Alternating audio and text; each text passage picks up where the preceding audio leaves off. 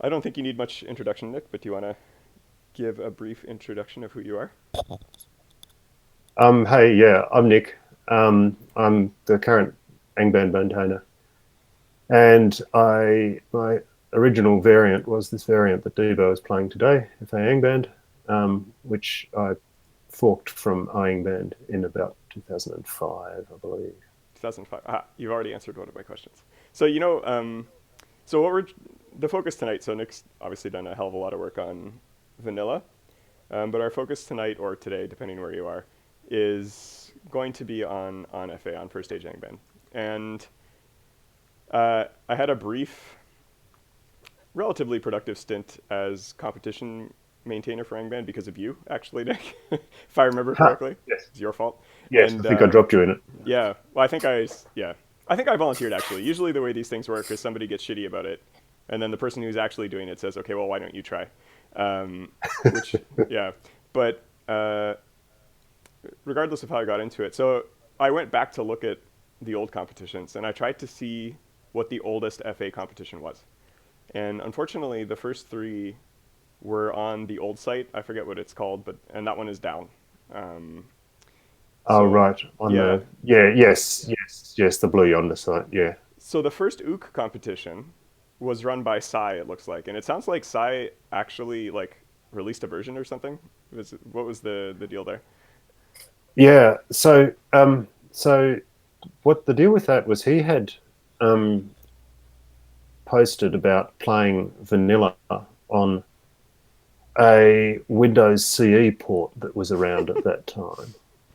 Cool. Um, and so, mentioned the fact that he managed to play a game to completion on that, which was kind of amazing. Um, and then, so I then talked to him about how I could possibly port FA to Windows CE. And so him and me did that basically. Wow. Um, we tried to get in contact with the author of the Windows CE port and never managed to. So we had to just sort of stumble along. And eventually we came up with a decent WinCE port of FA. Very cool. Um, yeah, yeah. Um, and so that was a thing at that point. And then because of that, we were back and forth a lot about what worked and what didn't and that sort of thing. And he was playing quite a lot. And eventually he had some ideas. And so I said, well, look, why don't you just release the next version? See, it Um, happens all the time. because he was he was a really good player, unlike me. And so he had some ideas about things that would be better to do and balance and that sort Yeah, of thing. it's interesting because I feel like Psy is um, maybe the kind of player who comes in when a game is new and just totally breaks it, and then potentially loses interest. Because I don't think I've seen him around since No, Sil he's probably. basically stopped playing. Yeah, Yeah, he played the hell out of FA for a while, and then when Sil came along, he took to that and was the one that was killing Morgoth all the time. yeah, Um, and smithing a bunch of crazy things. and then he seems to have left Yeah. So more or less. cool. Thanks for that. I didn't.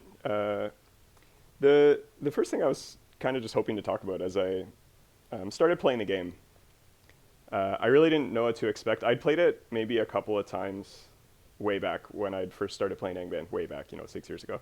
Um, and the thing that struck me was that I didn't. No offense, I didn't really expect the variant to be like as polished as it is. There's a lot of stuff like Right. the way the world's been realized in this part here. Like this is really rad. Mm-hmm. And um, the thing that kind of came to my mind as a question was like, what was actually the variant world like when you started working on FA, and what prompted you to do it? Because I have to imagine most of the variants at the time compared to now were not very like advanced. That's my guess. Um, so I'm just curious, kind of like what the variant landscape was like. What were people playing, and what was sort of in your head as you started off on this one? So I guess the big one it was sort of when I started was kind of post the big variant explosion that happened, um, you know, in the 90s, I guess. And so the current big variants were probably NPP was really big at that point. Right. Posband had just started, and that was kind of crazy. Um, and people still played O a fair bit and Sangband and various of the Z derivatives, the Zangband derivatives. I guess it was probably Hangband and its Hangband and Entroband and stuff like that were around, I think. Cool. So Hangband had been un-Japanesed enough to play by then. That was around the time that it was happening. Sorry. Hangband had been like translated enough from the Japanese to play back then. Uh, yeah. There was an English version Cool. there at that point. And what sort of triggered you to start the madness that was this variant? Had you like contributed to any other variants before, or was this sort of your first kick at the can? No, I hadn't. I was playing O a fair bit, which was probably why I chose to fork from that. And it was actually one day I thought this explicitly happened. I was thinking I would never write a variant because what would I do? And the minute I asked myself that question, I knew exactly what I wanted to do. And so I thought, oh, I'm going to have to do this, aren't I? And so what was it? What was the one-liner for you that was like, this is what I want to do? So the one-liner was actually do a first age version with all the wilderness. Cool. And, have a trek across to Angband, trek from wherever you lived over to Angband and then fight Morgoth. And, just recently I started rereading the Silmarillion, and none of that stuff really ever sticks too much for me other than the stories. But it struck me as I started playing this that I was starting to actually think about the relative distance or the relative locations of places as I was reading. What were some of the resources you used to kind of like map it out? So when I was designing the map, I tried to make it sort of the distances approximately correct. So it was about the right number of wilderness levels you had to cross to get to the dungeons and base it on the actual Silmarillion map and so on. Cool. So I'm guessing, based on what I read recently, that Sauron, you probably have him in a different dungeon than Morgoth in this game. Yes, correct. Yeah. He's in Tor or something. I forget what it's called. Tolan Garhoth. Yeah. Cool. Okay. So when it comes to the wilderness, that's sort of, I think, the most obviously visually striking thing that you notice when you first start playing. Were there any other variants that had a wilderness like as extensive as what so absolutely. But, I mean, all the Zangband derivatives had wilderness. And I mean, I guess the big one, and the one I forgot to mention before, was Tome 2 at that time was really big. And, that had a massive wilderness. But was also kind of, it wasn't the way I wanted to do it. And so I thought, all right, how do I want to do it? And I had to come up with a plan. And so I decided to have individual tiles and join them up in particular ways rather than having a big open thing that you just sort of walked across. Yeah, because I don't think I've ever played Angband, but I played too much Angband, and the wilderness there was just sort of, it was very open, and I don't know if Angband had that feature where you can zoom out to a different, like coarser level of detail and like rapid travel across the map, but I feel like in Angband, go ahead. Yeah, sorry, I'm failing to hear some of this, but never mind.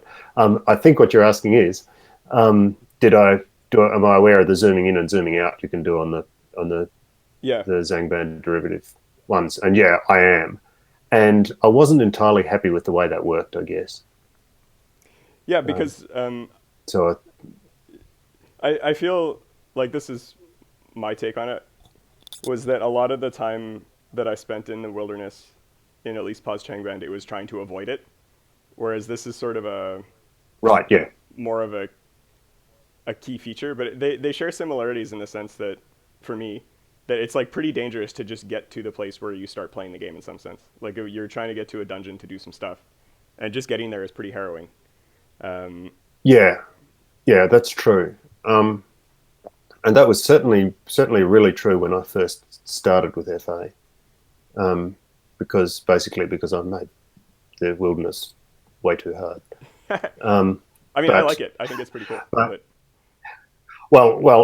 it's somewhere around version 0.2 or something like that.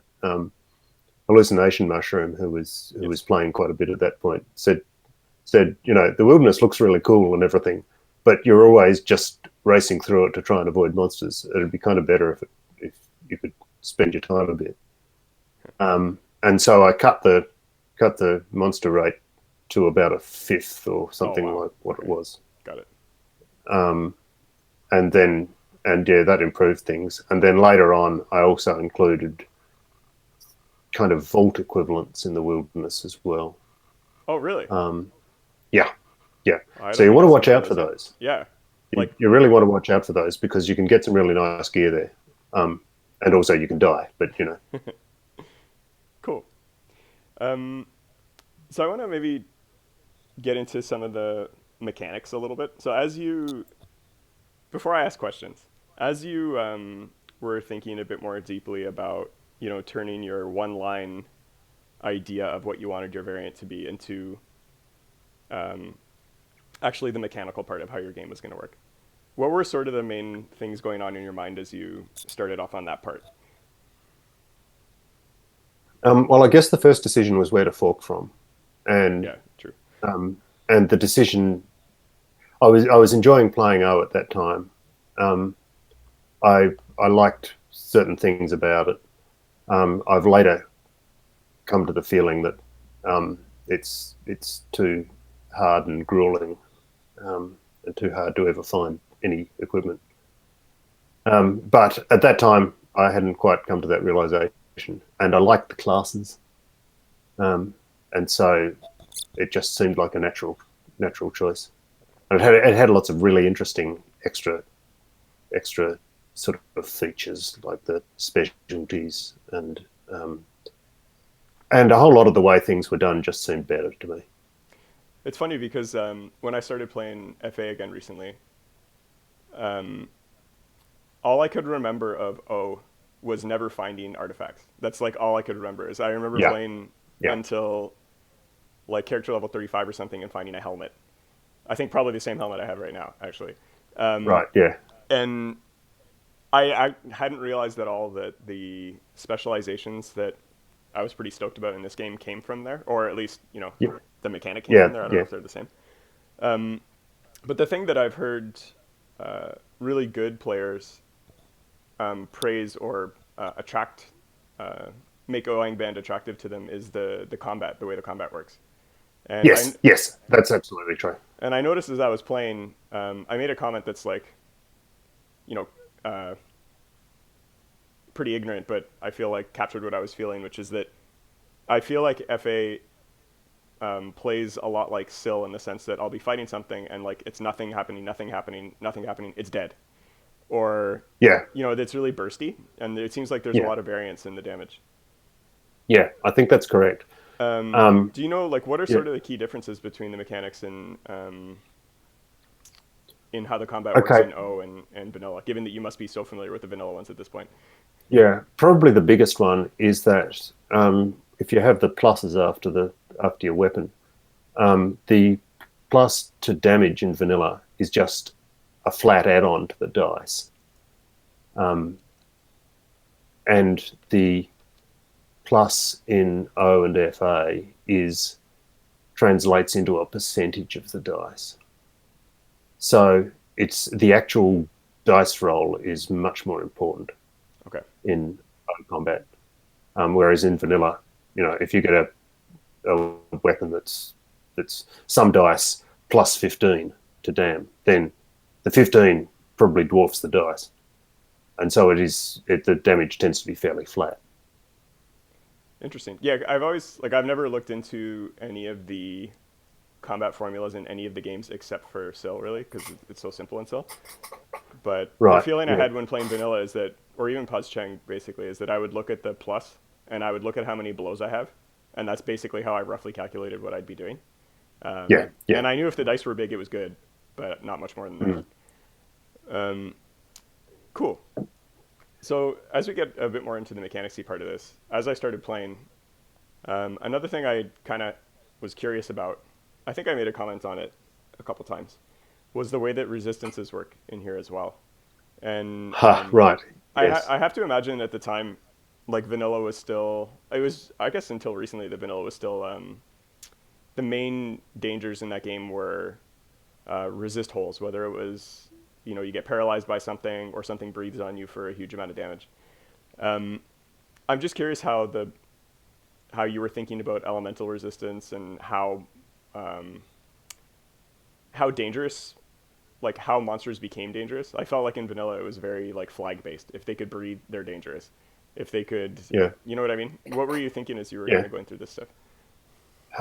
So I also had this distinctive resistance system, which was it had been relatively recently introduced into O, and it was a points resistance, and each item gave you typically 2 points or sometimes only one, and 2 points was about the same as standard resistance in vanilla, and it scaled all the way up to 10 points being immunity, but it was diminishing returns. So and when that was introduced, it was described as sort of kind of an approximation to percentage resistances. And so I thought, after a little while, I think I adopted that for a while, and then after a bit, I decided to just go to full percentages. So, oh, keep going. Yep. Yeah. So the way the percentages actually work is that they stack but multiplicatively, if that makes sense. So if you have a 40% resist and another 40% resist, you don't get 80%. You get 40% plus 40% of 60%. If you see what I mean, because you plus 40% of what was left. Yeah. I hadn't noticed that actually. I mean, I don't really have many pips of much yet, so I don't think I would have noticed. So if you had two 40s, that actually gives you 64. Yeah, cool. Okay, cool. That's good to know. When it comes to like status effects, like invis and free action and stuff, is there any stacking there, or is it just one is all you need? No, it's just one is all you need. Okay, cool. Interesting. So there's another mechanical thing that I actually had a question about, and simultaneously like how it works, but also what you were thinking when you did it. Is that as far as I can tell, the races in this game don't have experience penalties, like they don't have different levels of leveling up. Is that true? Yeah, that is absolutely true. And that was, so when Angband was started, it was by Leon Marek, back before my time, who was kind of a legendary sort of character. And he had a severe dislike of racial experience penalties. And he said, no, they're just silly. Why would you do that? And so I took that. I still kind of have that experience. I guess I can see some reason for them. But I have largely removed them in vanilla now in the current version. Right, okay. Cool. They're all the same except basically humans, which are easier to level, and high elves, which are harder. But the others are all the same. Cool, but it seemed that you did add a different kind of balancing mechanic. I'm not sure. The thing I really liked about this was that I couldn't tell if you did it for lore reasons or for balancing reasons or for both. But depending on the race you pick, you start in a different location. Yeah. So that was one. It was primarily thematic, I guess. But then once I'd worked it out thematically where people ought to go, I figured that the ones that were starting in difficult spaces would have to need something fairly good. And so, and it kind of just worked that high elves were in the hardest place. Interesting. That Yeah. was sort of lucky. But the others, I looked at it a bit and tried to work out if I could balance it. I mean, Longbeards are actually fairly powerful too, and they start in a fairly easy place. But aside from that, it works. It's fairly much the easier races start in easier places. I mean, the thing I really liked about there were a few things that arose from this that I really liked. As a newbie, I came in and I knew enough that I was suspecting XP penalties, but I didn't see them. So I was asking myself, well, why wouldn't I start with the elves? And then I looked and I was like, Right? oh, Yeah. no, I don't really want to deal with a level 30 wilderness right now, or whatever it is. Yeah. So then I started comparing the races, and Longbeard stuck out as being strong for where they started. And I wanted to start simple with a warrior anyways. So this was sort of like a newbie way to get started that wasn't the Yeah. Munchkin one. That I think it's a Maiar. Yeah. Yeah. Yeah, that was pretty rad. So I think it was kind of neat that I really like it when game mechanics like blend into the story or the lore of the game itself. And this felt like a particularly Yes. interesting way to Yes. do I it. tried fairly hard to do that for the most part. And the other thing that's worth mentioning there is that the more advanced races also got um, a better equipment, so Oh, they get cool. better weapons I did not know that basically to to start out start. with. Whoa. Yeah. That actually ties into another thing I was going to ask you about. But as we are doing this, there's some folks in the chat. If you have questions that you'd like to have answered, like, go for it. Doesn't need to just be me. But so as a, again, kind of newbie player, but as I was just getting started, uh, in vanilla where there's one dungeon and you just go down, um, Mm. it's not as obvious to me when you've kind of gone too far. So, Right. you Yeah. know, it's just you're doing fine, you die. And what I was feeling Yeah. here is that there's like sharper edges so far from my progression. Maybe it's just because my character is so damn noisy, but you know, it seems like very early in the game, there are invisible things trying to kill you. There are things draining your life. What else was happening? Um, Drain life came a lot earlier than I expected, but specifically, like basically, uh, I felt like if I hadn't found this ego, this Doriath ego that I have right now here, Mm. how do I do Yeah. this? Um, where's my slash? That guy. Basically, everything that this resists is everything I needed, and Yeah. without it, I was having a Yeah. really hard time. So I'm just curious what your take on like the early game is. Like, what's sort of the way you feel you were hoping players would get started? Um, so I guess it depends a bit on where they are, right?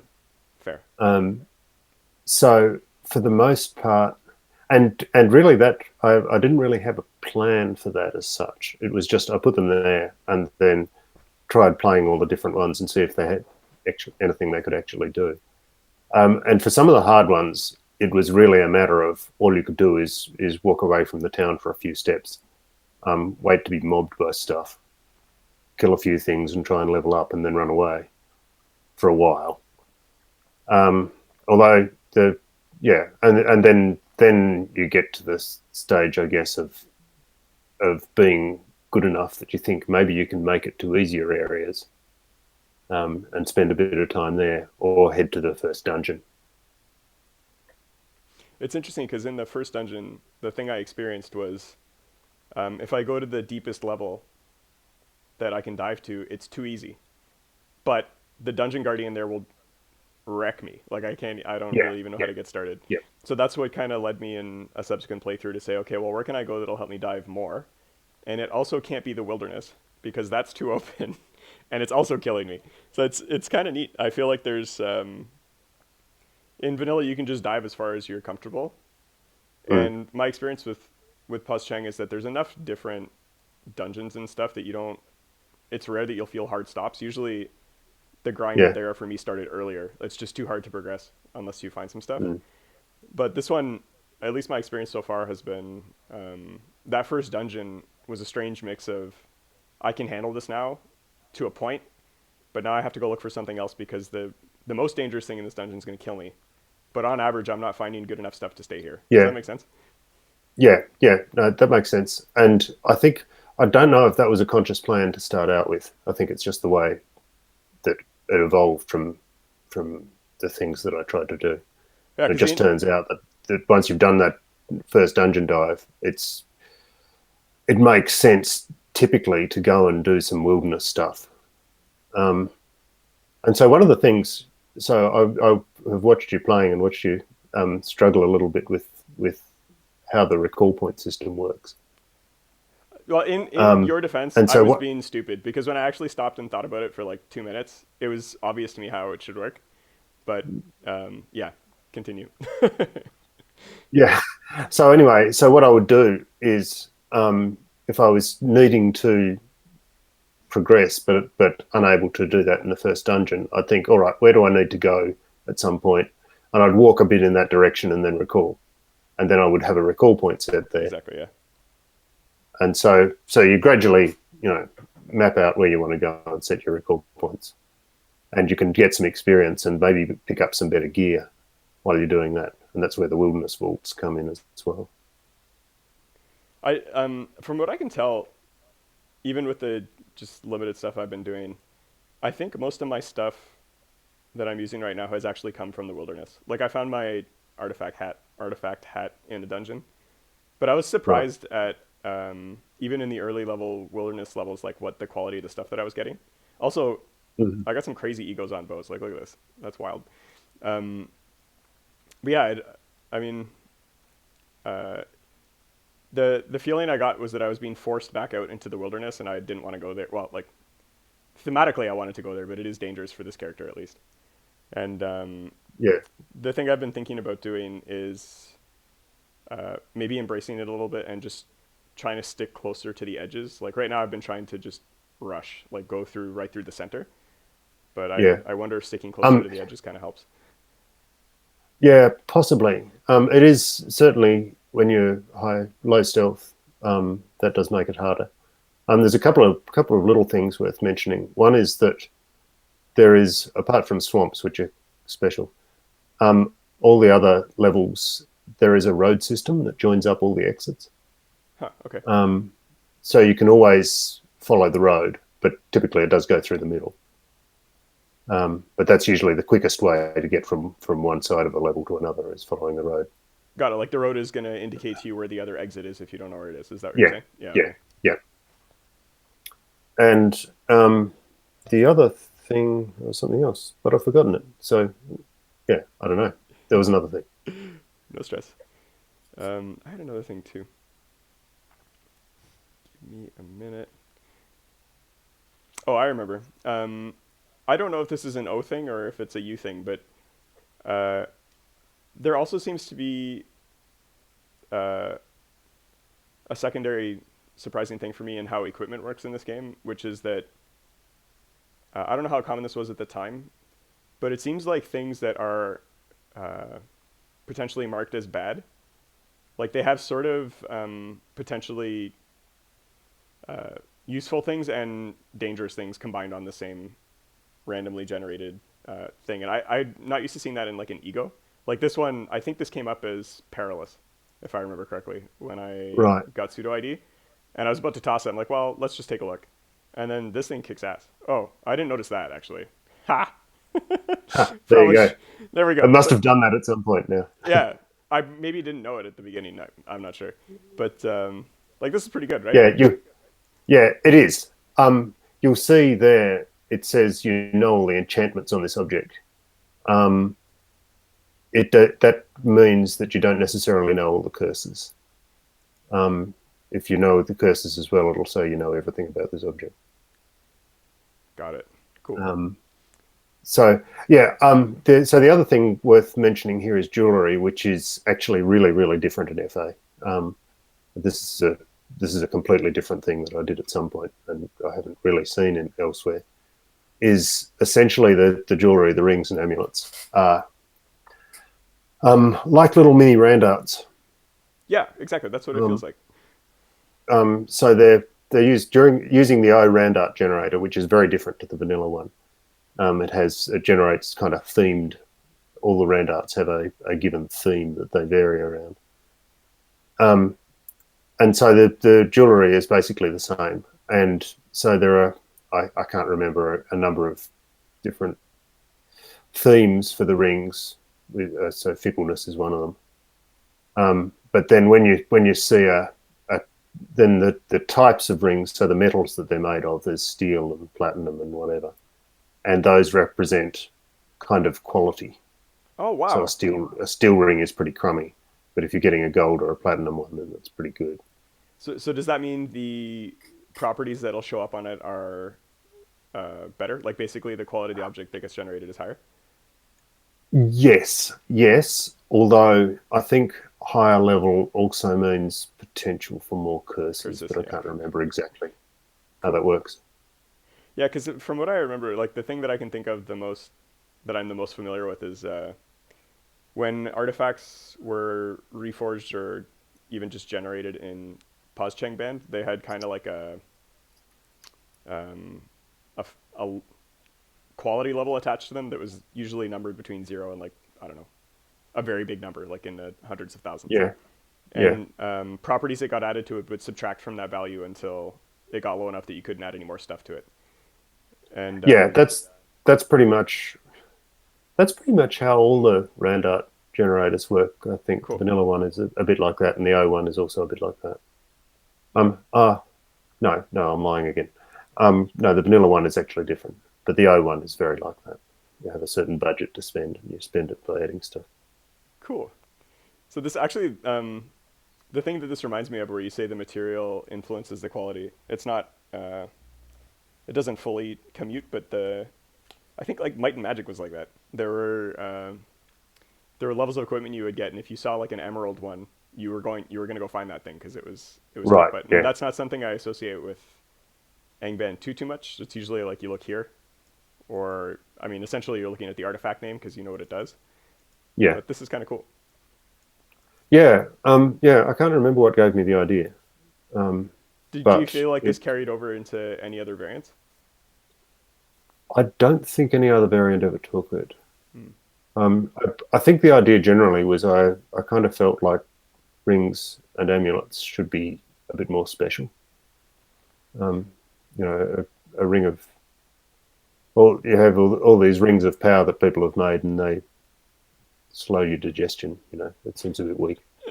Um, so I thought, yeah, they should be a bit more interesting.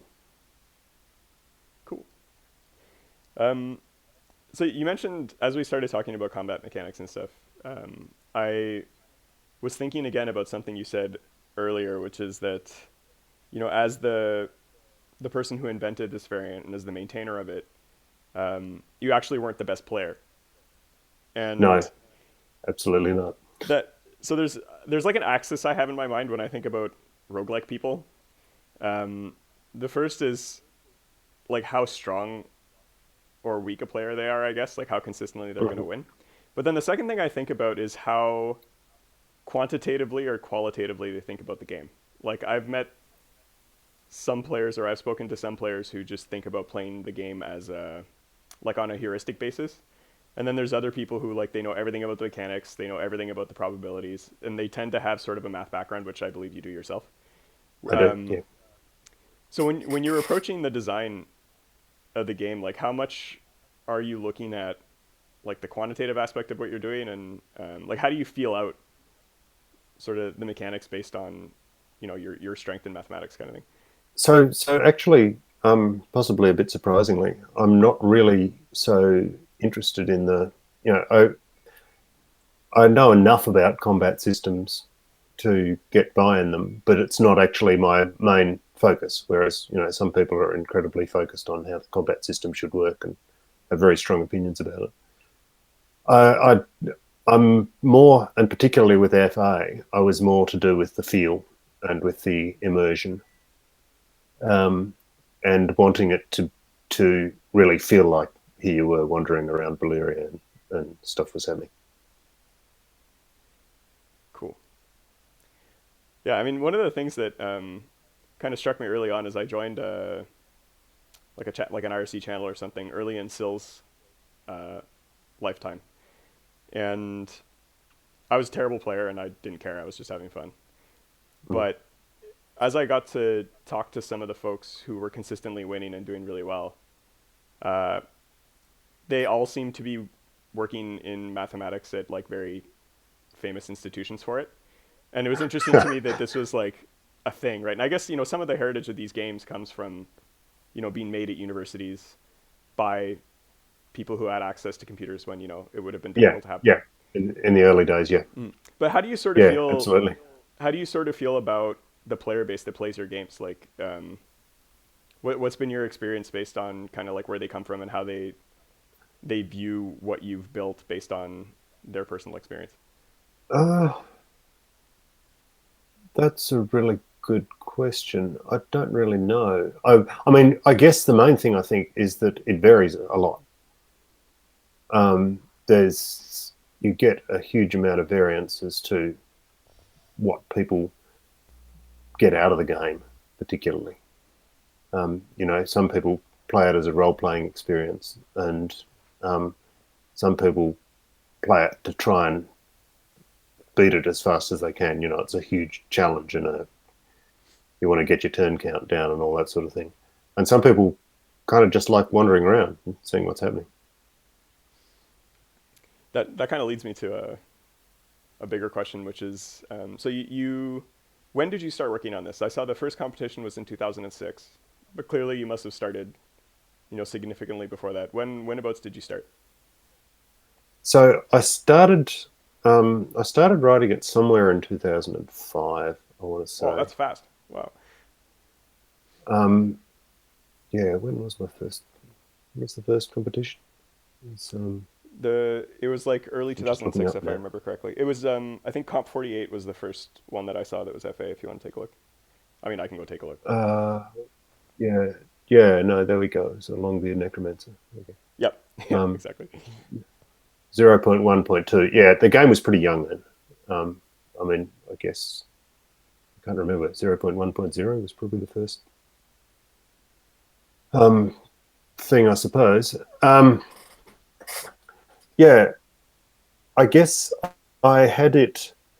I guess it was pretty different from the get-go because I had the wilderness straight out the door and the different starting places for the different races, and so that gave it a bit of a hook. In the very early days, the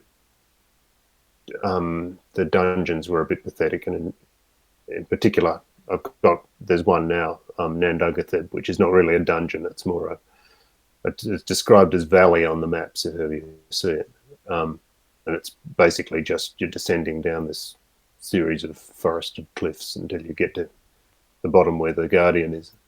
But in the early days, that was just a regular dungeon because I didn't know how to do anything else. Got it. And the not knowing how to do anything is actually a big thing. I really didn't know how to do anything for quite a long time. I wasn't the greatest programmer, and I didn't understand. I had to do things multiple times because they would just keep totally breaking the game. But it was a good exercise in learning how to program. Yeah. I mean, this to me feels like a very challenging way to learn how to program, but I guess at the time, I mean, it wasn't that long ago, but still. Um, so what was sort Yeah, of well, I guess I'd started a job a few years before where I needed also to be able to program. So this wasn't the only place where I was learning yeah. programming. But up until sort of a few years before that, I'd really done very little programming. I think my first memory of seeing you on the forums was you were like fixing everybody's build systems. I could be wrong, but I think was that you? I remember there was somebody who's going basically auto confing everybody's stuff. Yeah, yeah, I think I did do that for a bit because basically I had, being in charge of a whole variant like FA, you have to do a bit of everything. And it actually taught me an awful lot about, I had to go and learn how to use autoconf and stuff like that. And I had to learn how the graphical tiles worked and various other stuff like that. And particularly because I was not as up to date as Vanilla and some of the other variants with its front ends and so on. And so I had to understand what I was doing there as well, which was, again, a great way to learn a whole lot of stuff.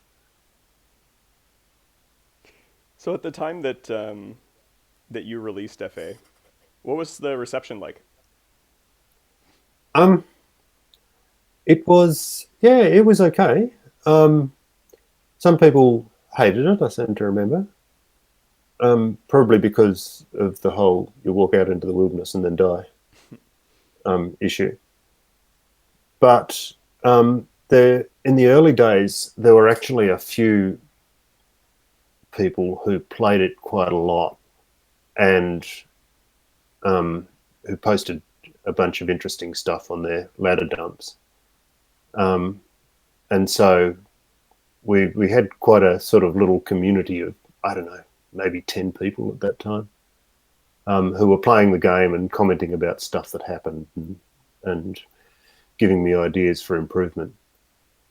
In particular, you've met the complainer in town, Yes, right? I killed him. So he was Yeah.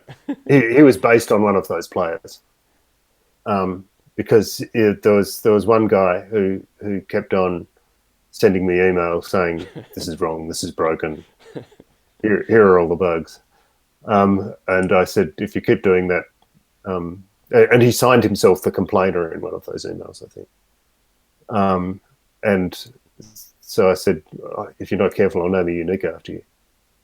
And given that I had a town unique at the time, Bill Fernie, Right. who was not really in theme for FA, I thought, all right, here's what I do. I just change Bill Fernie and replace him with the complainer. That's really good. And then it became a thing that every time I put out a new version, I had to include some more complaints. So based on bugs that had been recently found. So that the complainer's complaints are actually a list of historical bugs. That's great. I like that a lot. Yeah, I mean, I'll be honest. I got him in a corner and just held down a button until he died, so I didn't read a lot of the text. No. Well, that's fair. It does take a lot to kill him. So I mean, this is maybe not a great analogy, but it's what it felt like to me. At the place we're at now, with the history that has kind of happened in the last 20 years, it feels to me a little bit like FA was to the time that you built it in, what Sil is to the time that it was released. How did you sort of feel when you saw the Sil release? What were some of your reactions to it? So that was really interesting because Half had given me a heads up that he was doing this, that I didn't know anything about it, and he said, I'm going to do this just so you know. And when it first came out, I guess I played it and it was really quite different. It wasn't really an Angband variant in most respects, because of exactly how different it was.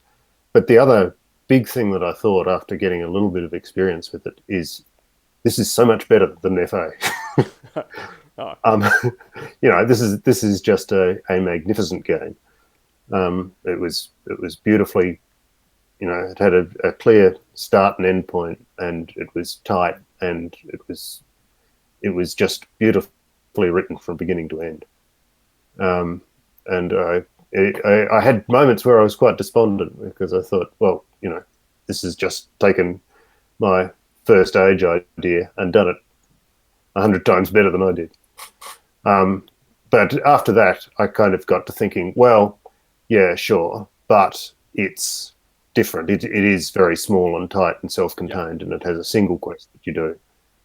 And so with FA, what I need to be doing is emphasizing the other stuff, like the fact that there's wilderness and the fact that there's a huge amount more fighting and more monsters and more possibilities and so on. And so after a while, I came to terms with the idea. I mean, the thing that I felt about this is that, you know, uh, I got involved in the Angband community because I had won NetHack a couple times, and then I remember hearing about Moria, so I went to go play that, and then I found out, oh, that's really shitty to build. This Angband thing seems easier to build, so I'm going to play that. And Right, yeah. so I found the forums, and I won Vanilla around like 3.3 when I guess it was super easy. And Right. so I started looking around for stuff to do, and then Sil was released like right then. And Mm-hmm. I got super addicted to that. But it what's interesting to me now is that I played it a bunch and then kind of got burnt out because it's a really dense game. Like you never get a break. There's never a point where you can take a breath and be like, "Oh, this is easy," or Yeah, "I'm in yeah, transition." It's just you're constantly in some kind of terrible situation. And the thing that's occurred to me as I've just been kind of lurking in the community recently is that I know Sil hasn't been updated in a while, and some of these other games mm, are getting updated. But there's like really old variants that people still go back and spend hours and hours on.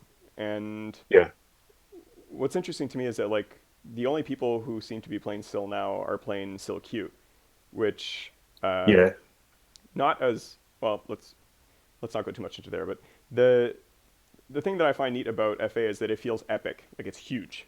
There's yeah, yeah, and that definitely still does not capture that. It's epic in a different way in the sense that you feel the power and the the closeness to what's going on. The mm, It feels like a Viking kind of tale, whereas FA, yeah, you know, I get to see the whole map. I remember what I read in the Silmarillion. It feels like I'm in some of those places, and I can imagine being in those places. Um, yeah, yeah. Good, good. That was Even the if aim. some of the classes and stuff like you wouldn't expect to see in Tolkien, it still Yeah, feels sure. like you're in this big world. So you know, I felt like there was a pretty big difference, and I was happy to come back to this and give it a shot.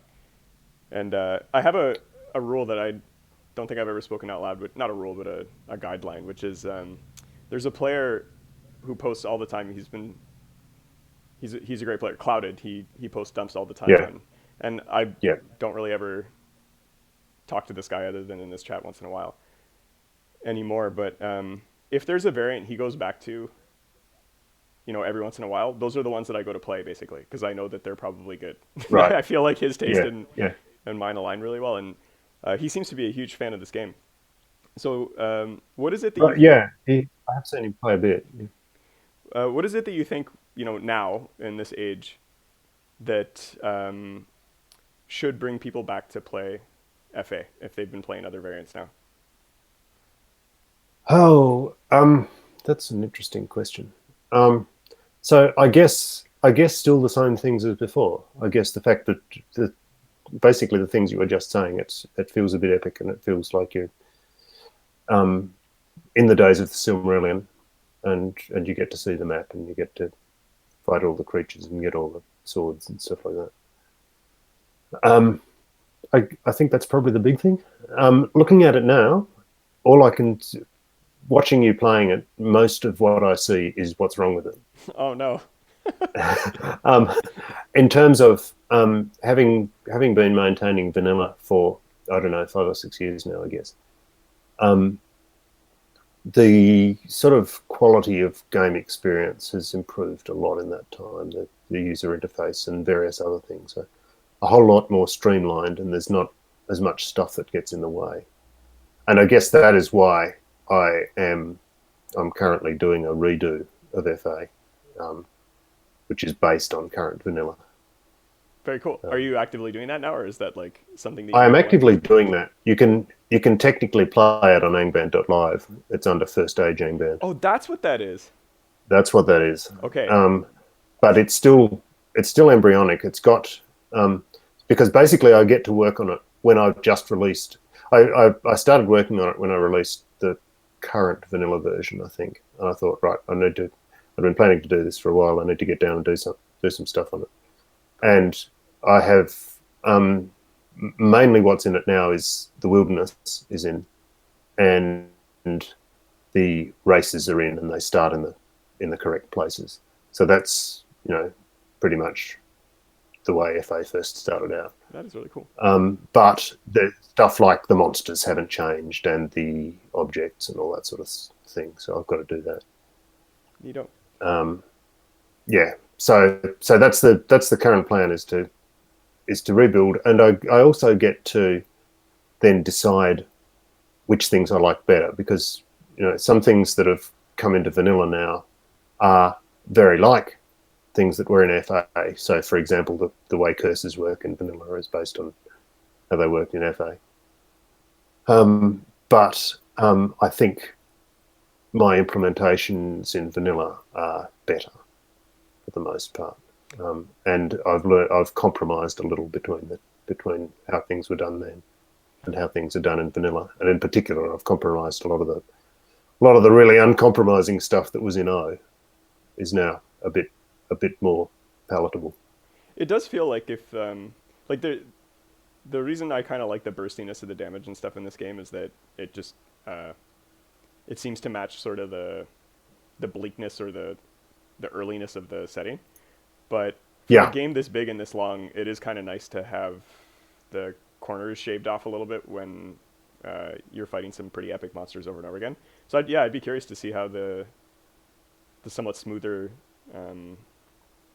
escalations or bursts of the vanilla combat would work in a game like this. I feel like it'd be a bit more relaxing.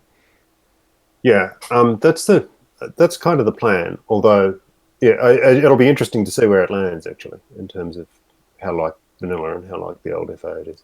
Does go ahead. I think FA had already rubbed off considerable corners from O. It was a much more. I believe it. It was an easier game to finish than O, I think. The kind of standard old Angband, it breathes, you die. Did that carry over into FA, or with some of this resistance stuff, did you change how those dangers showed up in the dungeon? So it was always still possible. And particularly if you ever played a thrall in FA, which is where you start way out in the depths of the wilderness. Yes, that one is wild. Yeah. It happens all the time then, right? You take one step and you die. But it probably happens a bit less. So in O already, the monster progression was a little smoother than vanilla, in that the big monster that people always talk about in vanilla is the Drollum, which comes in at level 40 and breathes poison for enormous amounts. And that's the classic "it breathes, you die" monster. And that was already deeper in O, and I believe I've now currently moved it deeper in vanilla as well. Does if I remember correctly, back then those breaths were like balls, like they would just hit you and you would take all the damage. But I think when I was in the yes, correct. I think when I was in the wilderness here fighting hounds, my favorite. I think they were breathing cones. I've lost track. Yes, that's correct, and that is one of the things I've brought into vanilla too. Vanilla breaths are now cones. So that was already happening in FA though. So you would yes, like dragons and stuff. Yes, I kept that. That came in from O. Everything breathed cones. Looks like Angband Live's having some issues here, but cool. As you've spent now quite a bit of time as the maintainer of vanilla, what have been some of the biggest differences as the maintainer of the mainline game compared to when you were working on this one? So it's really quite different. As a variant maintainer, you have a huge amount of freedom to just do really what you want, and you have a small base of people who are interested in playing your game at any time, and you don't want to annoy them too much. But if you do, there's a fair chance that somebody else will like it better the way you've done it. So that's all good. Whereas with vanilla, there's a feeling of you don't want people who have loved the game forever to suddenly start hating it because of what you've done.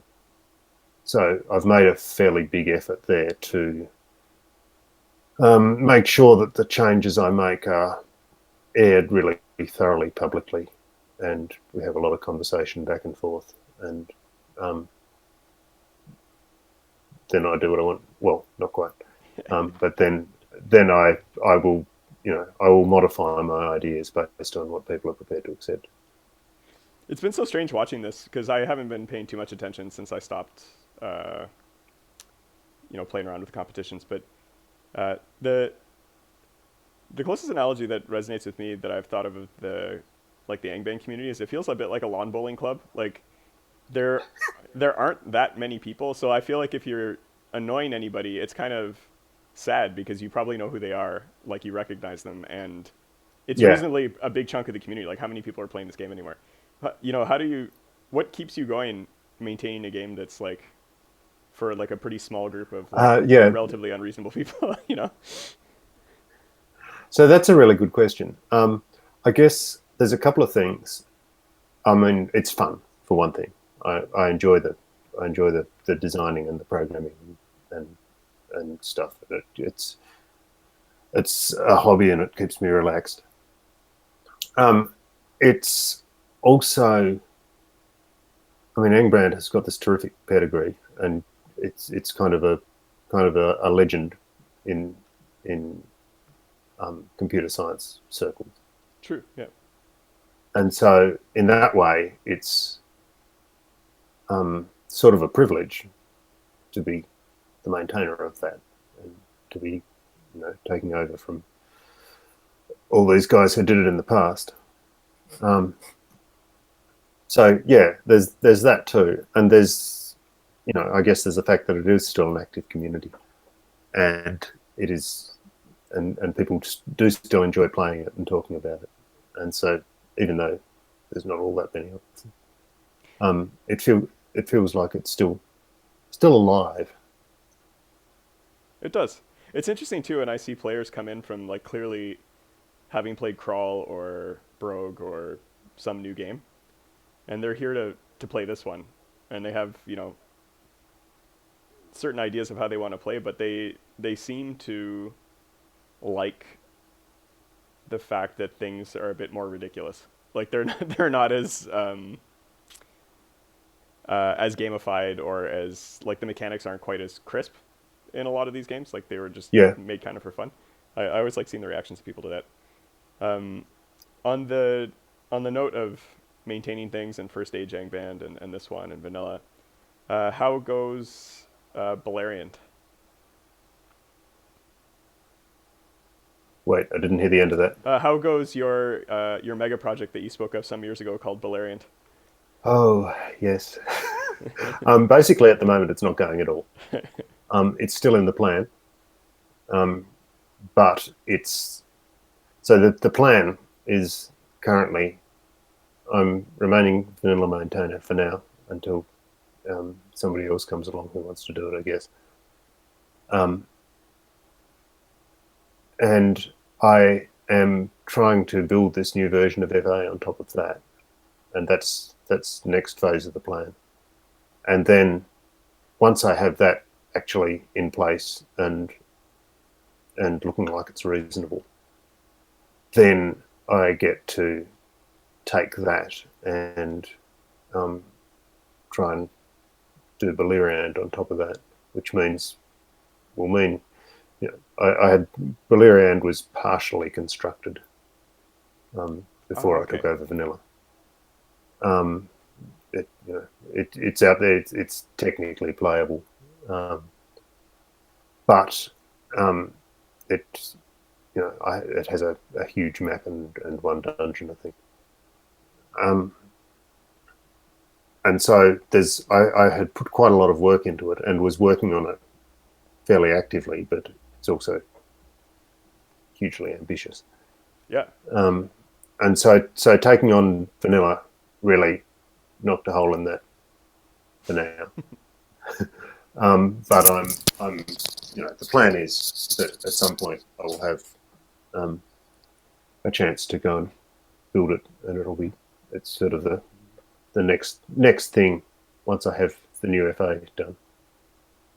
I hope so because it looks awesome. Um, Yeah, yeah.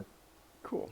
Okay, so we've been talking a bunch. I thought we might maybe take the next 10 minutes and I'll play a bit, and anything that you kind of notice or that pokes you in the eye as you're looking at it, maybe you can just blurt, anything that comes to mind as you see what we're doing or where we're going. And I appreciate Okay, tips too. sure, sure. That's a good idea.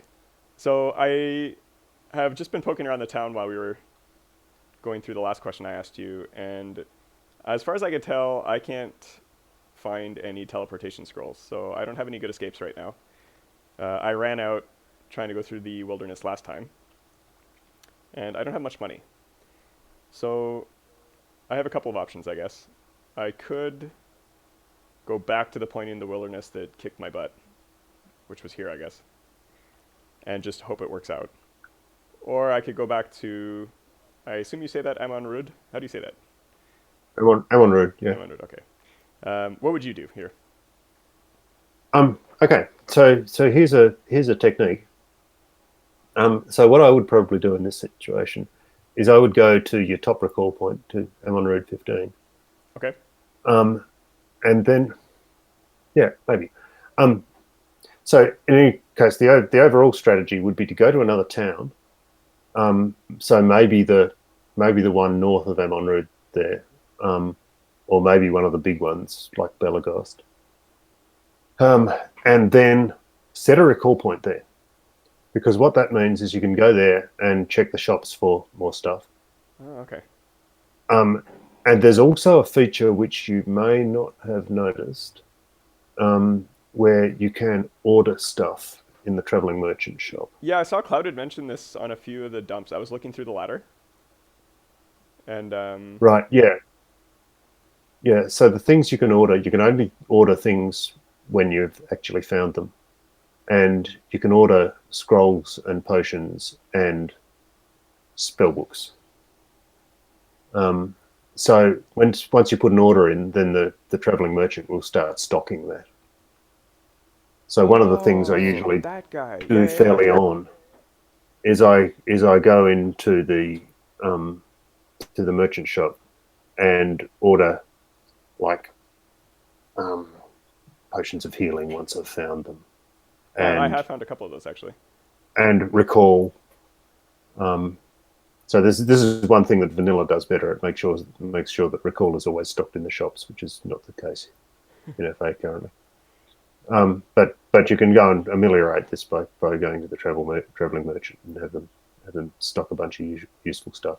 And then late game, what you do then is it reduces your scumming for the Sure. big healing potions and stuff like that you need for the end, because you go and order them once you've found one, and then you can just buy a few.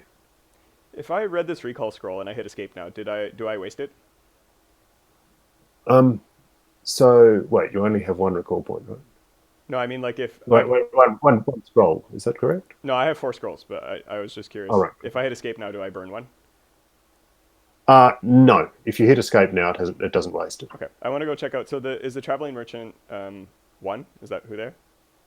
Are they the one store? A traveling merchant is 0, and I can't recall if there's one in big Yeah, towns or no, I not. don't think Maybe there there's is. not. I remember only seeing them in the little towns. Oh, maybe you can order in the black market Let's go or see. something. I just want to see the feature. Okay. Yeah. I can't remember whether it's only at. No, I think it's only at traveling merchants.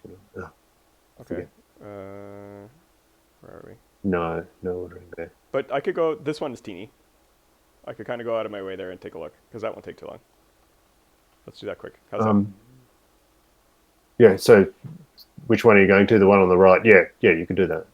Yeah, because I think The only advantage of going to Amon Road 15 and then walking north is that gets you a recall point in a handy place. yeah. Okay, let's do that. If you've got the maintainer on the phone, you listen to them. Let's. Okay, so I'm gonna try buzz through this. Hey, I might be giving you bad advice. That's all right. This guy's lived long enough. Don't neglect that possibility. Yeah, sure. Why not? Okay. I mean, I actually just trusted you there was a town here, but I guess I need to go a couple north more. So this should Yeah, still be... just keep going north, and you'll get to it. How does the time system work? Is it like just a fixed number of turns kind of thing before it changes day to night? Sorry, is what a fixed number? Um, The day and night. yeah. Yeah, day and night is just a fixed number of turns, and you might have noticed that when you're in wilderness in the night, everything starts out asleep, even the hounds. I didn't notice, but then I Whereas read it somewhere. I think it... but then what's happening? yeah.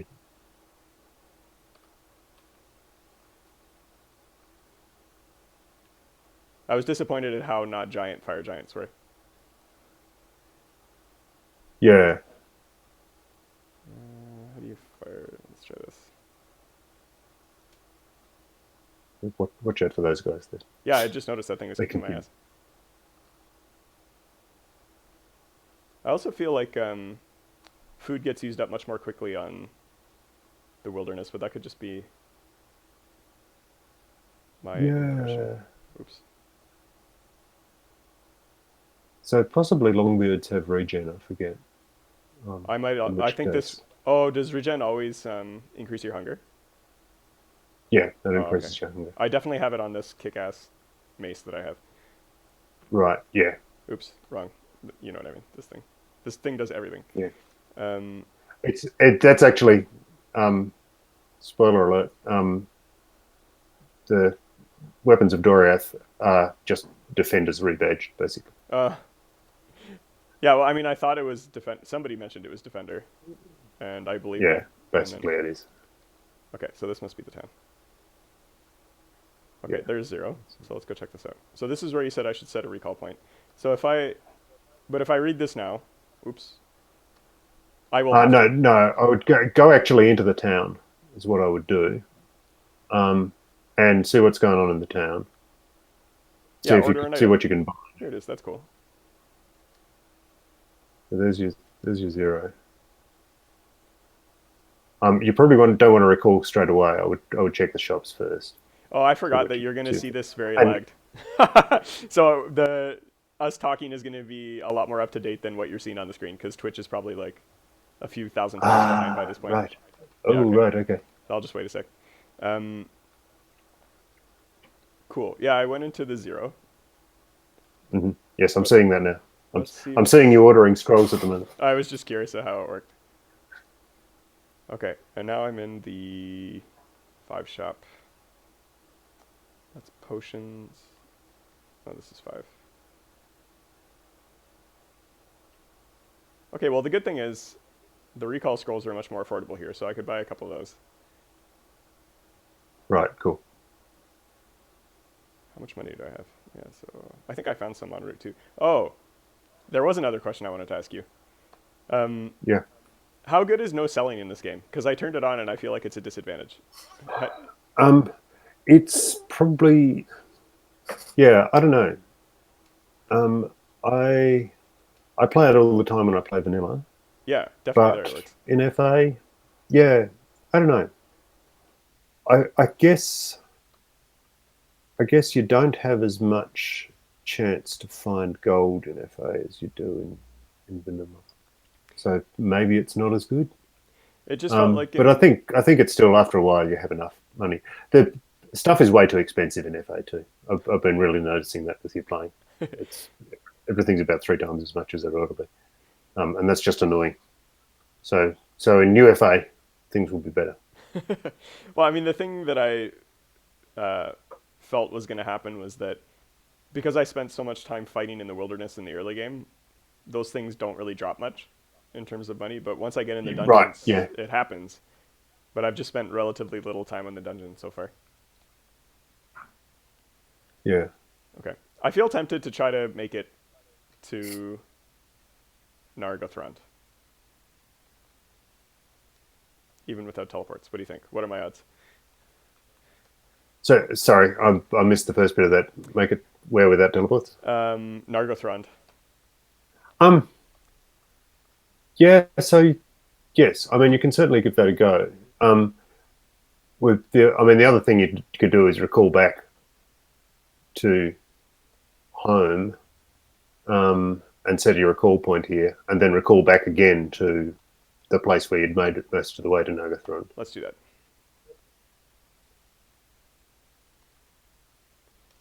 Where is home? Oh, I guess I do this to go home, right? Nowhere.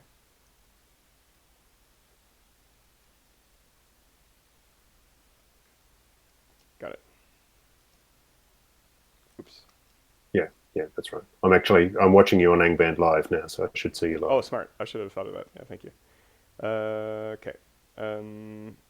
The shop shouldn't have turned over in that little time, right? Probably not, no.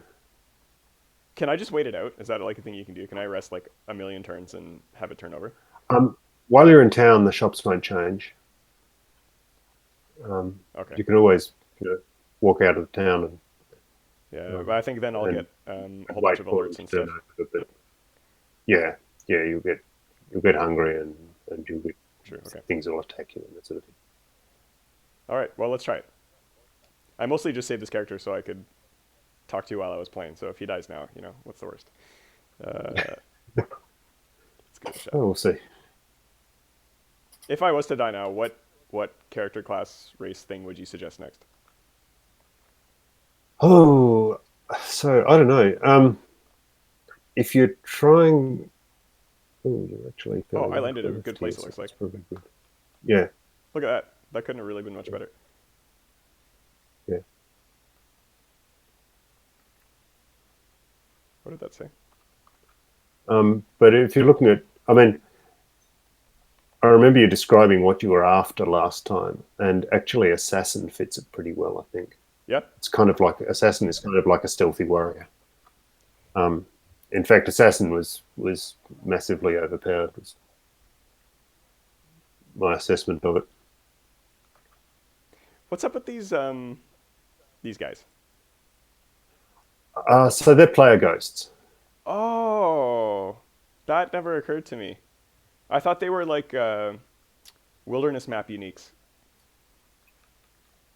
Yeah, no, they're player ghosts. Cool. I forgot about And that feature entirely, actually.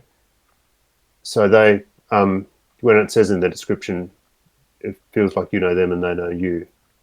That means you know absolutely everything about them, but also they know all your weaknesses and stuff. Right. Do they actually? So they'll, if you don't resist something, they'll use it straight away. Oh, geez. Okay, good to know. I needed that. Is it going to show me? Oh, a little tip about movement too. Yeah. So dwarves can move easy. So there are some types of terrain that it takes you 2 moves to move through. Oh, I didn't know that. And specifically, that's rubble and trees. Now, because you're a Longbeard, it actually only takes you 1 move to move through rubble. But trees are kind of bad. If you try and move through a tree when you're trying to escape, it'll be taking you 2 turns to get there and you'll get whacked. Good to know. So I'll stay on rubble, basically. You want to try and avoid that. Or out of the trees, at least. This thing is really irritating. But if you stand on a rubble square, you're harder to attack as well. So if you're trying to fight, standing in some rubble is a good move for you. I've been waiting for this moment for a while. I want to whack this thing with this thing. I've got this insane hammer.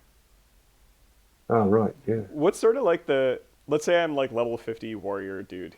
What sort of like damage would I expect to see per blow here? Like 100 something? Like what's sort of the end game damage for a character like this? Oh, man. So now you're asking me a combat system question. I don't know. Well, that was really strong because usually that took like 4 or 5 hits to deal with those guys before. Yeah, that was good. That was good. Yeah, that's great. Yeah. Not working so well on that guy though. Jeez. No. The Sly Hawk definitely helps against orcs. I've actually been thinking about just like as I was interested in streaming or recording more different variants and stuff. But the thing I realized about the time that I spent playing Sil and making videos is that same thing that makes it exhausting makes it actually a pretty decent game to record because something's always happening. Whereas I feel for games true. like this, Whereas it's not always. Yeah, Yeah, like last time I uploaded a 2 hour video of me walking through the wilderness, and like it was fun for me. But yeah, yeah, it's just got me. yeah. I'm never gonna edit these Um, videos, but uh, anywho, okay, cool. so I think I noticed you dropped a chest there somewhere before. Yeah. Chests in this variant are really good. Oh, okay. It must have fallen Um, somewhere I, where. it's probably in one of the rubble squares. Aha.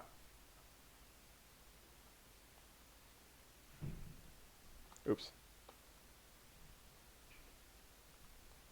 All right. Let's see what we got. Picked up a bunch of weapons by the looks. I don't think I'm ever gonna use one of those. Well, let's see. Oh yeah, so vanilla ID is enormously better than the ID in FA2. I mean, so far, like I hate ID games. Yeah, So far, this is yeah. I've been fine with this. This is not really. It's not too bad. But vanilla ID, the rune-based ID that's in vanilla now, was other people's idea. I can't remember. It came up as the result of a discussion, I think, and it is just way better. Huh, okay. That's gonna be So the one of way my. it works, Go ahead. yeah. Oh, sorry. What were you saying? No, I said I was actually thinking of waiting for a vanilla competition that looked like a character type I would have fun with, and then recording some of those. But the timing never worked Right. out. It was too Yeah. stressful for me to time it. Yeah. Yeah. The way that ID works in vanilla now is once you've seen a particular property like resist acid or free action or something like that, you always recognize it on future items. So it's a process of learning the properties, and then once you've done a fair bit of that, then you just understand everything when you find it. I remember seeing that develop, and I thought it was neat-ish. But I have a hard time getting excited about ID games in general. Yeah, well, yeah. I mean, it's not the most exciting aspect of the game. I think a lot of people like. I'm like not a great roguelike player to begin with. I just like I like smashing things. Like it's or sneaking around things. Um, Yeah, the aspect of like puzzling out stuff to me is not interesting. But I don't know. I think I'm not a normal kind of person who gets attracted to these games. I don't think. Okay. This is the other thing I notice about this game a lot is I think I'm doing just great. This feels a lot like Age Angband to me. I get in a normal fight, everything feels like it's going fine, and I'm half dead. You know what I mean? Like this is a fight in vanilla where oh, I would expect to see, I lost 10 health or something. yeah. So how does you mentioned a lot about how the weapon calculations were different. How does AC work then? Is it more important in this game than in vanilla, for example? It's about the same, I think. Really. Yeah, I suspect it works pretty similarly. In fact, yeah, I've checked that out, and it's not a great deal different. Okay, it feels like I need some way to sponge some of this damage I'm getting hit with, but I'll figure it out. Oh, dubious is the one that means it's useless. Perilous means I should Yeah, ID it. Yeah. perilous is sometimes worth IDing because it means um, it's got at least some bad. Perilous basically means ego, but maybe with curses, or ego with some bad properties. Or if it's jewelry, it means it's got some bad properties on it. I am going to hope that this helmet of mine finds me the stairs to the dungeon. And it did not. It's good. It's going to be about halfway across the level. Oh, I can okay, tell so you it's that. like pretty consistently placed. Yeah, yeah. I think Now, this that is a river level, which means it's got a river running down the middle of it, basically. you told me not to walk through trees, and then I promptly just started walking through like every tree. Is this the player's? No. No. Yeah, look at that. That's real damage. Shadow Drake. How scared should I be of that thing? He I feel like not is much. potentially nasty. Oh, really? I mean, everything's potentially nasty, but yeah, you wouldn't want to take him too lightly. Oh, that's You'd what it probably was. beat him up reasonably quickly. I just Um, remembered what it was that I needed to actually survive. It was resist fear, and I was surprised at how yeah, important that was. Yeah, yeah. And one of the advantages of playing a warrior is you get that natively when you, but only when you reach level 30. 30, I think, yeah. That's in vanilla too, I think, if I remember correctly. Yeah, yeah, yeah. Oh, yeah, you weren't kidding. Wait, what? Yeah, that's What did 105. you do? I don't know, I just got hit, I guess. What is this? Um, Okay, let's just... Oh, that's great. Hmm. Well, now what? These things are actually surprisingly hard to beat up. yeah. So have you got anything that does area of effect damage, I have, I big think, a ones or stinking anything? something. No, I ran out of those. No. Yeah. All right. So you don't really want to be where you are. Yeah. Um, so let's see. Um, I mean, at the very least, you don't want to be right out in the open when you're facing hounds. If you're caught between a couple of rocks or something like that, then it's not so bad. Um, See, I really should have just like walked along the bottom of the map. I should have done that. Too late now. so yeah, probably phasing and hoping for something better is a good idea. Well, that could have been a lot worse. Yeah. And given you've got a staff of mapping, I'd be inclined to use that now, so you've got a better idea of where you can get Oh, to I and didn't even what's safe. remember I had that. That's a good call. Oh, that was bound to happen. Whee! Right. So I So assume that all shows you all this... the rocks and trees and rubble. Got it. So all the dark spots are just more grass kind of thing, yeah? It will just be grass or road. Yeah. I mean, I think if I was trying to preserve my life, what I would do right now is... I got this far. I could recall again. See if there are teleport scrolls now. And then come back, try again kind of thing. I don't know if I'm going to have enough Yeah. time, though. Yeah, Let's... I mean, you're getting a bit hammered, so um, yeah, you might, if you're in the side of these cold hounds for too much longer, then out in the open, then you'd be in trouble. So I would keep phasing and hoping to land in a good spot. That's Uh, I could... yeah. I I could... would, yeah, you could do that. I would, in any case, whether you speed or not, I would leg it downwards and go and hide among the rocks and stuff. Let's try it.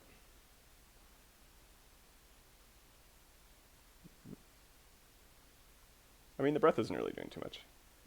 No, when you're a bit further away, because it attenuates over distance, the cone breaths. Yeah, that's nice. Okay, now that we're here, I might take a chance to drink one of these. What was that? Oh, it's still frost.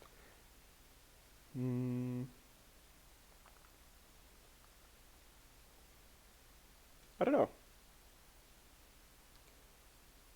I think what we'll do... Well, what would you do in this situation now? We kind of got out of there. Yeah, I think you're out of it for now, but they're still chasing. I'd probably, if I were playing it, I would walk down to that little thing to your lower left and sit in one of the nooks and probably sit the other side of that and wait for the cold hounds to come along and pick them off one by one. Like around here or around the left side of this? Probably around the left side. Um, you want as few places that they can get to hit you from as possible. I have this thing I And could... and with trees, they can't breathe through the trees, so that helps. Oh! I did not know that either. I'm learning stuff. I might switch to this whip. Let's see.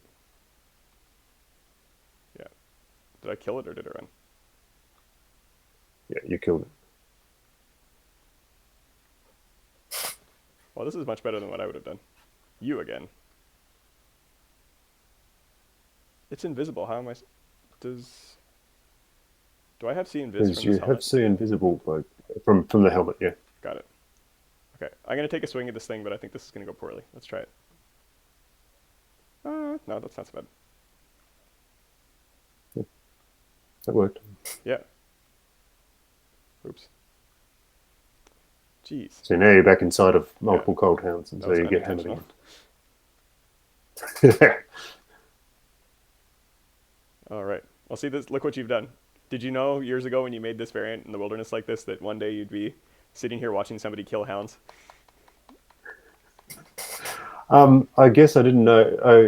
I've watched myself do it often enough. Wow, they Twitch really wasn't a spent a lot thing of. then. Aw, Yeah, another thing Vanilla has done is reduced size of packs of hounds. I remember that. I cheered when they Great did. idea. Although they used to bug me a Yeah. lot more than they do now. All right. So Okay, not bad. yeah, there's a decent chance you've actually got rid of the worst of those guys.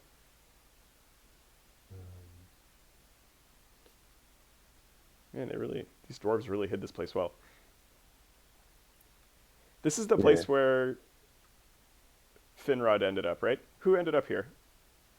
So it was Finrod. Finrod kind of built it, Right. and then it was where Glaurung came and attacked it Yeah. and took it over.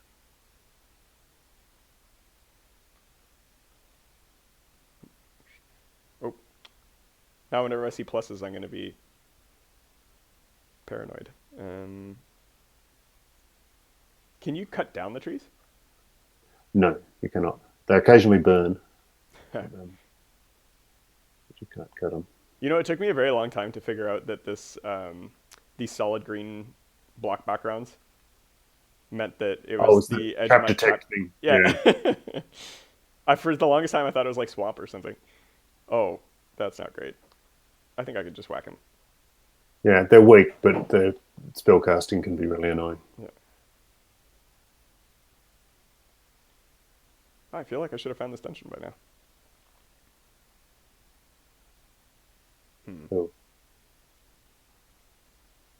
So, so you've reached the river. I believe the blue squares are water. So if you do a map now, Yeah. you might or use your hat. There it is. Okay, there Oh, we this go. is so cool. Does it like? Is this like a pre-generated block? That does it always do this? It always does that. That is really It's, cool. It's like a yeah. vault kind of thing, or Um, it's kind of just programmed into the way river levels work. am I slow because I'm in the water? No, I'm slow because I'm drained power from my So muscles. yeah, you're slow because the water does slow you down if you're already slow from weight. It slows you worse. But if you're slow from Jeez, so I would be putting back your Mace of Doriath at this point. I have it. Yep. Oh wait, you are. All right. Okay, because that also has free action, and it's lack of free action that allows stuff to slow you.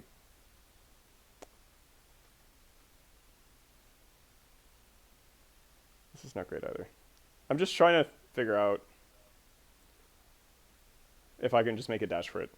I feel like I I can. suspect you probably can. This is a lot of D's. A white worm and a black worm. That's pretty great. Yeah. Oh, they won't come into the water. No, they may not. Great. We made it. All right. Couldn't have done it without you. Thanks for that. Yeah. So I think that's a good place to stop. We've been going for, wow, an hour and a half. I did not realize.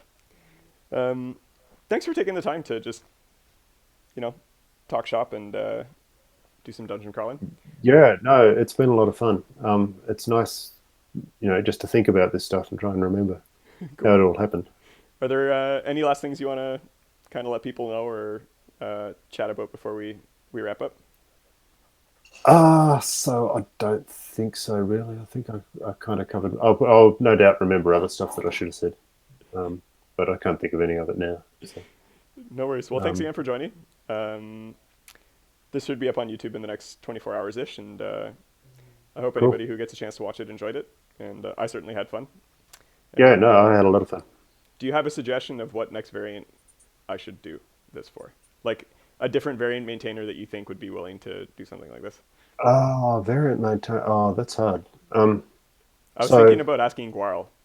I don't know him at all, but I'm just that curious. would that would be great.